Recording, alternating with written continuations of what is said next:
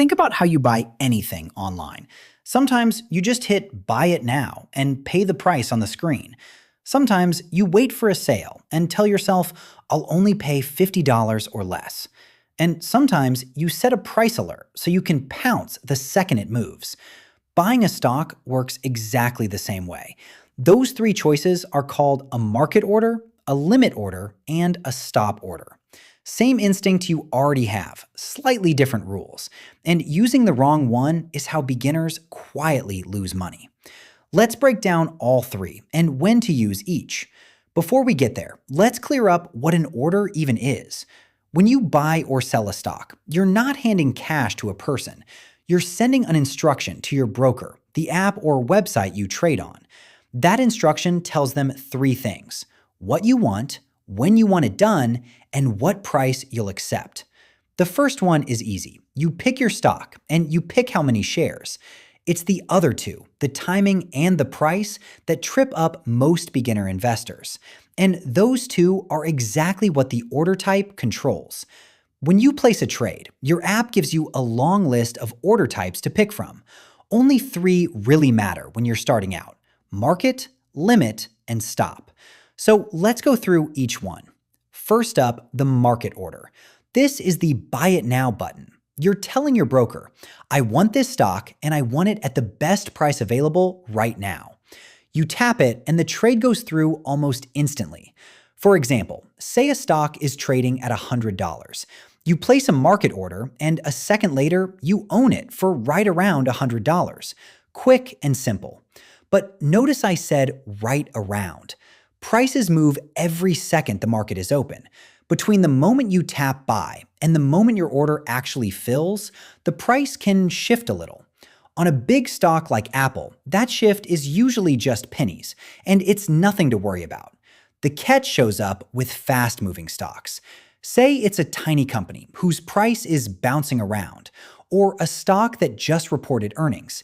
You tap buy at one price, and by the time your order fills, you've paid a bit more than you expected.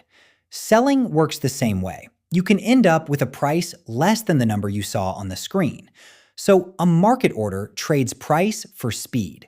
You give up perfect control over the exact price, and in exchange, you get in or out right now.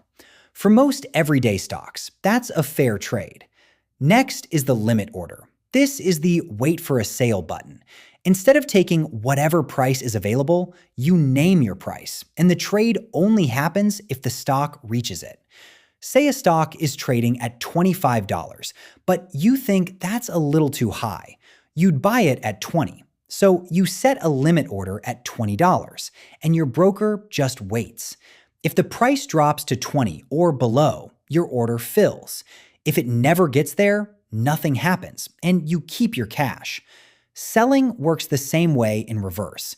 If you own a stock and you only want to let it go at $30 or more, you set a sell limit at $30, and it won't go through for a penny less. But that control comes with a trade-off. Your order isn't guaranteed to fill. The stock might come close, tap your price for a second, and shoot back up before you get all your shares. You can end up with part of your order filled or none of it. Compared to the market order, a limit order trades speed for price. You might wait, and you might miss the stock entirely, but you will never pay more than the number you set. Last one, and this one confuses most beginners: the stop order.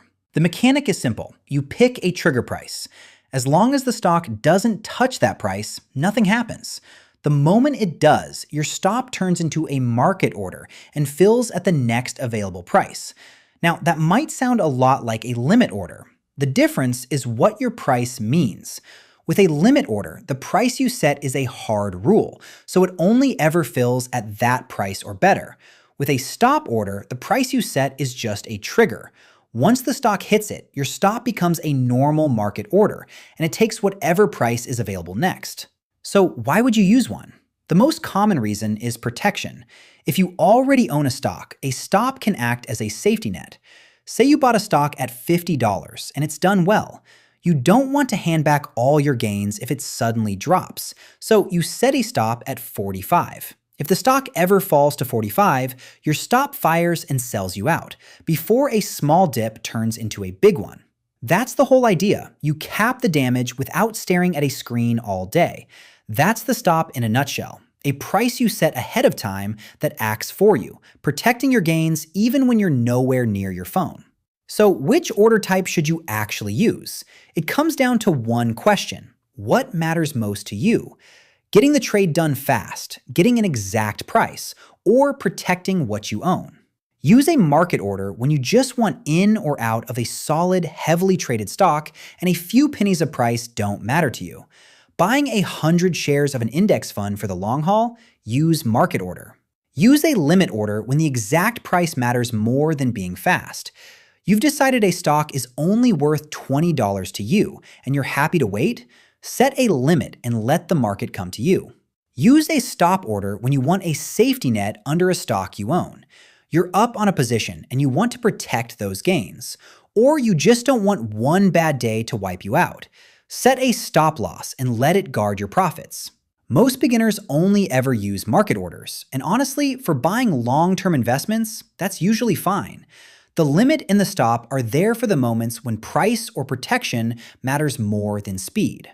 And that's the whole menu. A market order to buy or sell right now.